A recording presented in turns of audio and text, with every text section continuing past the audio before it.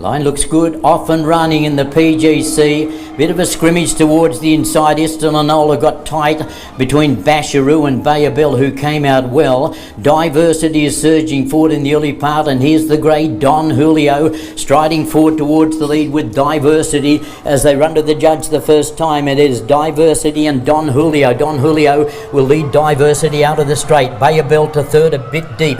Then came War Cannon, the identical colours as Basharoo against the rail. Then came Estelanola, followed by Jungkook, who's in the latter half of the field and deep as they run out of the straight, followed then by very wide on the track. Then was La Trappe, who gets a long way back. Now back near the tail of the field was Transform. Ghost is back at the tail of the field, and he's already spotting them about 15 lengths.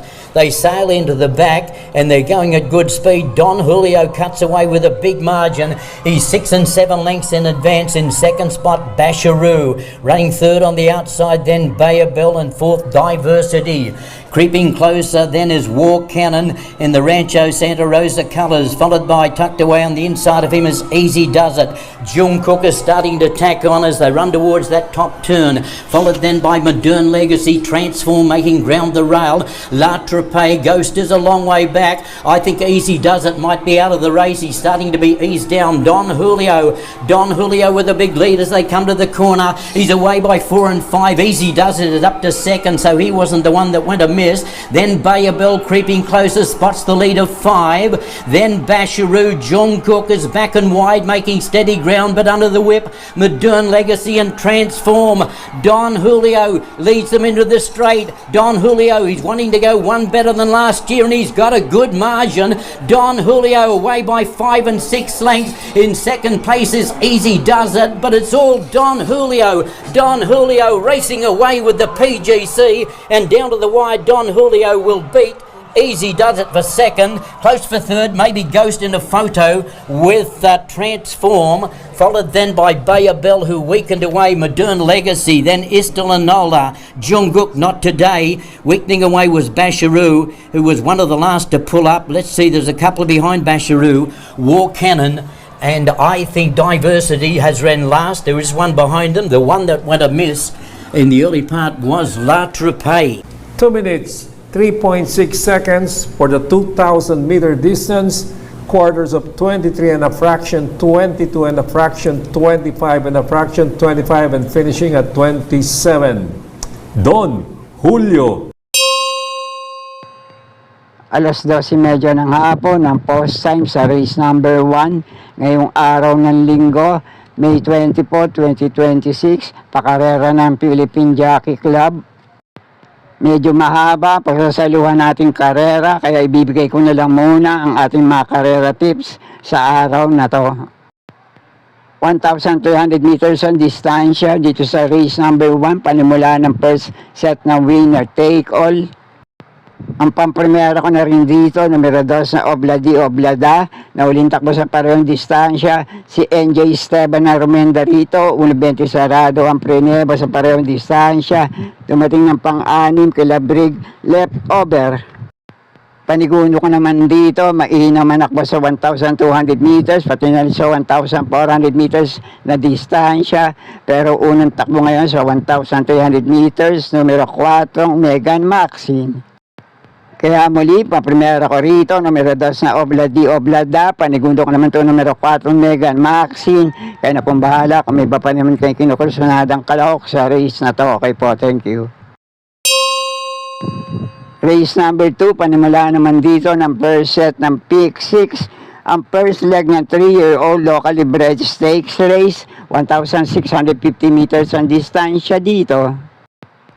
Batay doon sa pinakahuli at dating takbo na makalahok dito sa maiksi at sa ganito rin naman distansya. Pamprimera ko rito, numero 3 na Rapido. Panigundo ko naman dito, kapag muling nakabandera, wag lang malulutsya, pwedeng tumapos, makapanilat din dito kahit mahabang distansya, numero 1 Cunningham. At kung may iba pa rin naman kayo kinukursunadang kalahok dito, pwede pa rin naman dahil anybody's race, anybody's chance yan para sa lahat ng kalahok dito. Pero mga panama ko sa pagpipilian, numero 4, My Oh My, couple entry, numero 5 na Solid at 5A na Brown Tiger. At itong numero 14, Dihadong Dixie Network. At kayo na pong bala para sa mga kinukursunada yung kalahok sa race na to. Okay po, thank you. Race number 3, panimula naman dito ng first set ng Peak 5, 2,000 meters ang distansya, ang 2026 Philracom Chairman's Cup 2. Ang paprimera ko na rin dito, tanging di banderang kalahok sa race na to. Pwedeng na manalo ngayon kahit mahaba ang distansya. Numero 2 na King James. Panigundo ko naman dito, pwedeng sumunod sa harapan dito sa numero 2 na King James. Antayin nyo lang tumukod sa unahan, numero 1 Midnight Bell. At panalisero ko naman dito, pang mahabaan, baka pumabor sa kanya ang distansya, numero 8 High Dollar. Muli, pamprimera ko rito, numero 2 na King James. Panigundo ko naman ito, numero 1 Midnight Bell. At panersera, numero 8 High Dollar. Kaya na pong bala para sa mga diskarte nyo sa race na to. Okay po, thank you. Race number 4, panimula naman dito ng second set na winner take all. 1,650 meters ang distansya rito. Ang 2026 Philracom first leg na Hopeful Stakes Race. Ang pamprimera ko rito ngayon na pupunto, numero 3 na California Queen. Panigundo ka naman dito, couple entry, numero 4 Balisong. At kakampi nitong 4A sa couple entry, Gentle Dance. At ang pandihado panilat ko rito, malaki din ang chance sa makapanilat ngayon, numero 1 Yacht Bell. At kayo na pong bahala para sa mga kinukursunadan yung kalahok sa race number 4. Okay po, thank you. Race number 5, panimula naman dito ng second set ng Peak 6, 2,000 meters din ang distansya rito. Ang 2026 Philracom Chairman's Cup 1. Napanood nyo naman siguro yung karera video ng huling takbo ng mga kalahok dito sa parehong distansya.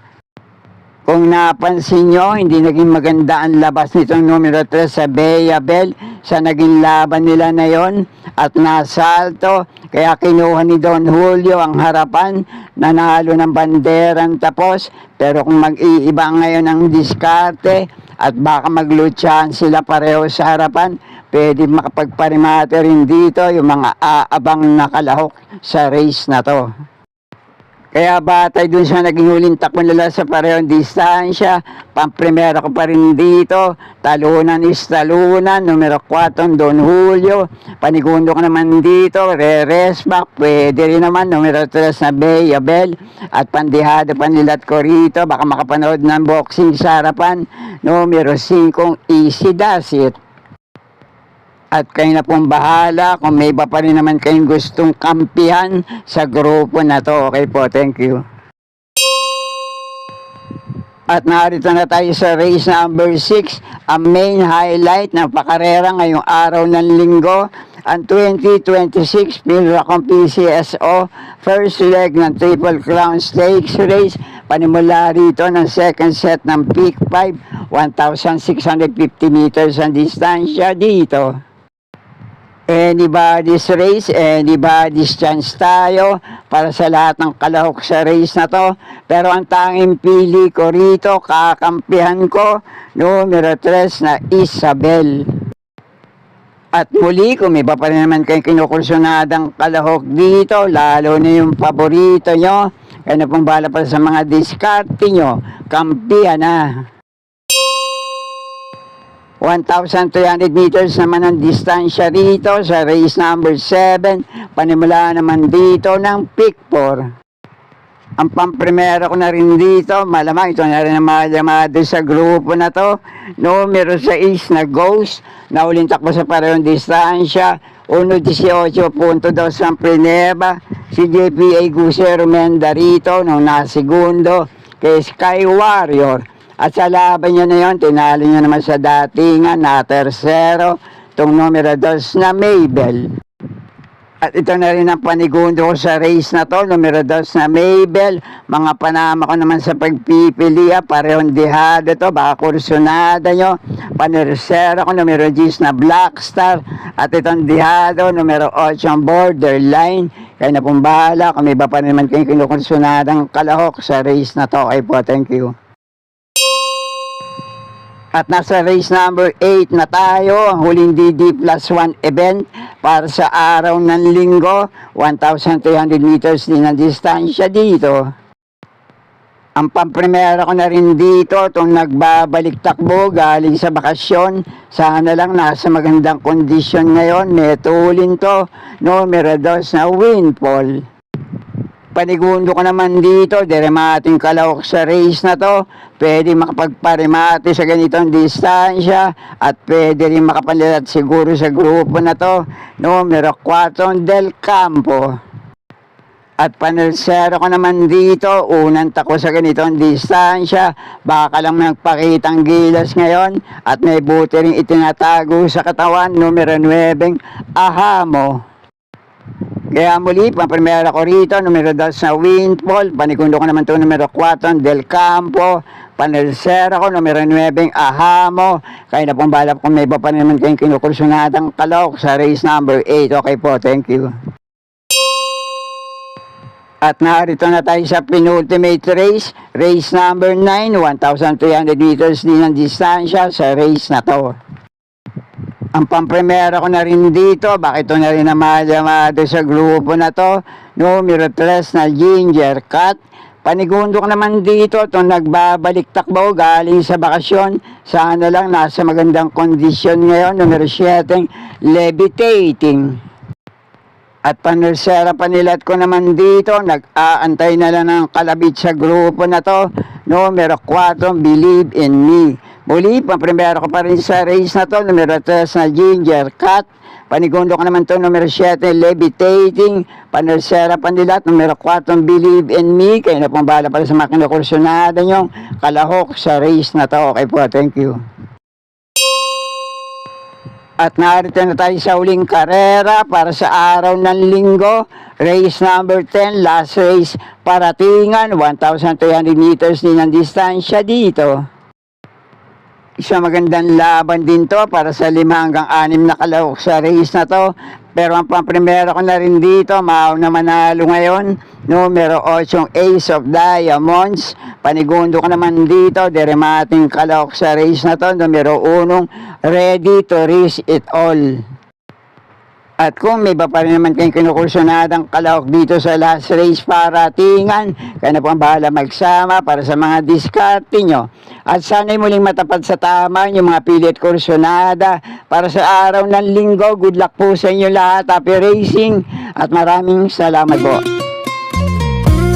Subscribe, like and share, Pinoy Carrera Sports at iba pa. And please don't forget to click or tap the notifications bell icon for new video uploads and updates on this channel. Thank you.